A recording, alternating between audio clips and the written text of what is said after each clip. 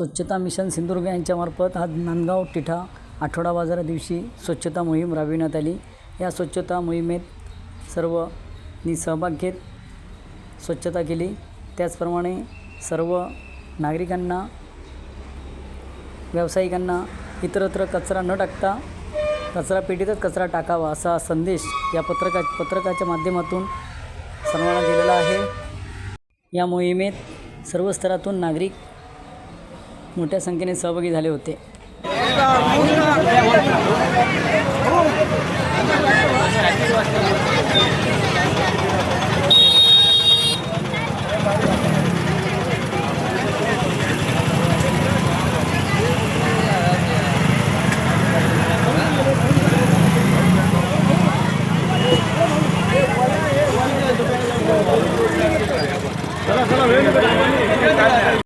करून आपण पर्यटक आणि इतर लोकांसाठी एक चांगली सुविधा निर्माण करू शकतो आणि स्वच्छता ही देशाची गरज आहे।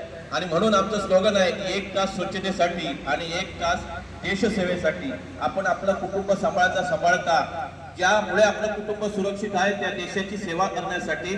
म्हणून आपण सर्वांना आम्ही निमंत्रित करतो आणि आपण सगळेजण नशीबवान आहात की 1 तासभर आपण स्वच्छता मोहीम राबवून या देशाची सेवा करणार आहोत आणि ही वारंवार करणं आवश्यक आहे। त्यामुळे या पुढच्या मोहिमेमध्ये जेव्हा तुम्हाला कुठे कळेल आम्ही जाहीर करतो त्यावेळी त्यामध्ये सहभागी व्हा।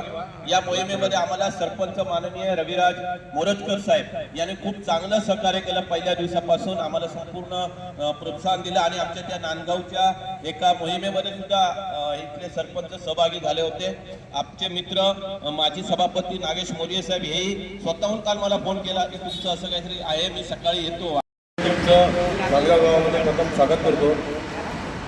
जेठे साहेब म्हणाले समाजातील सर्व स्तरातील माणसं, पत्रकार, वकील, नायब तहसीलदार साहेब, आपले राजकीय पदाधिकारी, रिक्षा संघटनेचे पदाधिकारी सगळेच सहभागी झालेले आहेत। आणि जेठे साहेब जसे म्हणाले की मी एका मोहिमेमध्ये त्यांच्या सहभागी झालो होतो।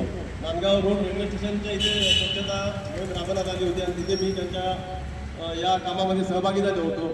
साहेब तुम्ही म्हणता ते खरोखरच उत्तम आहे की 1 तास स्वच्छतेसाठी आणि 1 तास देशसेवेसाठी। पावसाळ्यामध्ये आपल्याला या गोष्टीला खूप त्रास होतो, तर यासाठी आपण आज स्वच्छता मोहीम राबवू, पण समाजाला एक मार्गदर्शक आपण मोहीम राबवूया अशी मी सर्वांना विनंती करेन। सर्व सहभागी झालात, रिक्षा संघटनेचे पण आमच्या पदाधिकारी आहेत, सहभागी झालेत, खूप छान वाटलेलं आहे। आपण आता मला वाटतं या मोहिमेला सुरुवात करू।